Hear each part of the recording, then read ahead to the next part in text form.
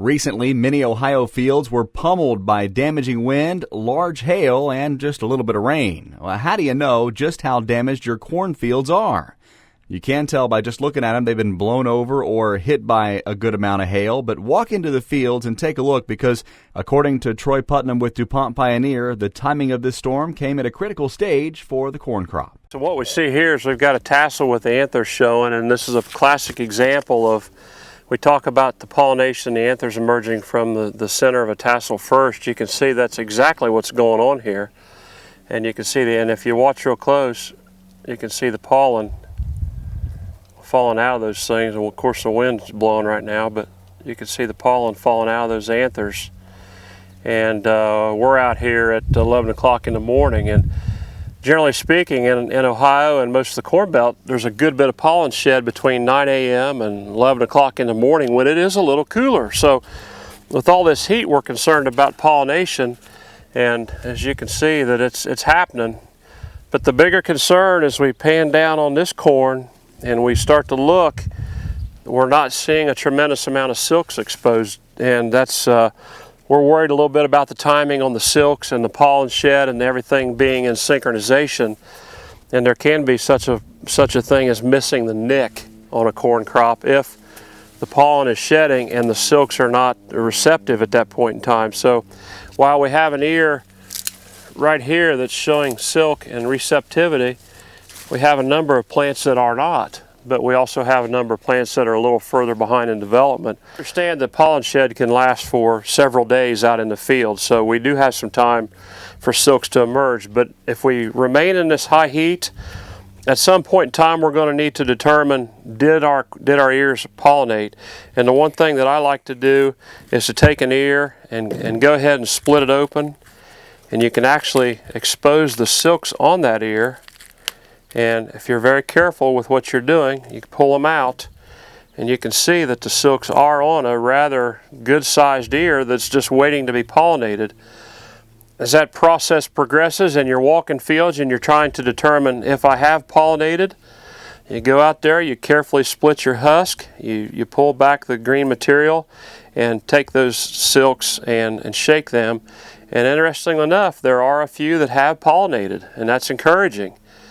But as you walk your own fields in a couple weeks, depending on what stage you are in development and you want to check for pollination, go out there and just carefully shake that ear and watch for silks to detach, because once they have successfully pollinated, they will detach from the ear, the ovule of that kernel. So that's one way to check. Come to a point in time, and this is really something we would do as we first walk into a field and gather some plants.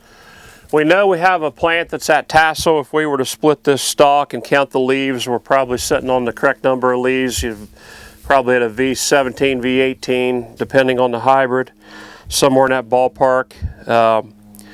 Now we start to look at defoliation and how are we going to fill that ear? So we have a plant that's got a viable tassel. We have silk showing, and assuming that the majority of the field's that way, then we have to start to do an assessment on tissue, because the ability to fill this ear has to be done with this top part of the plant sinking nutrients down to that ear to fill it.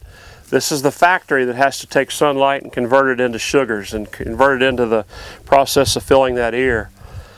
And we have some tissue down here that will contribute. This is actually the ear leaf, which is still there. So what I encourage growers to do is to take a plant back to the truck and be very honest with themselves, take off leaves and peel them back and lay them down and try to determine what percent is actually damaged and what percent remains. And I would say that most of the time we tend to be over-aggressive on calculating defoliation.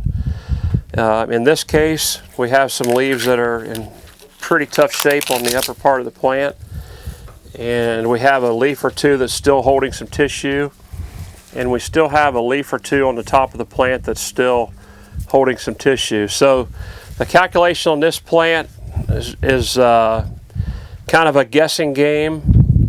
I had the growers and several people out yesterday, and we figured that we were probably at 65% defoliation if we made ourselves be fair and assess each leaf that mattered.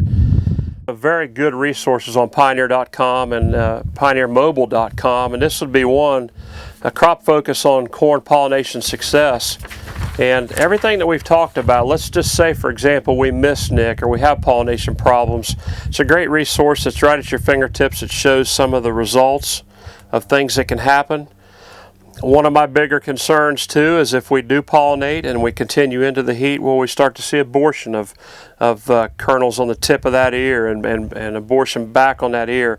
It's a good example of what you can find on Pioneer.com and PioneerMobile.com, as well as things like the hail decision guide that I referenced. If you're out and you're doing assessments on your fields and you're trying to determine if I'm at a 50% defoliation and I'm at a vegetative stage of growth that's V18, for example, or even a tassel, I can come and I can look at somewhere between 30 and 42%.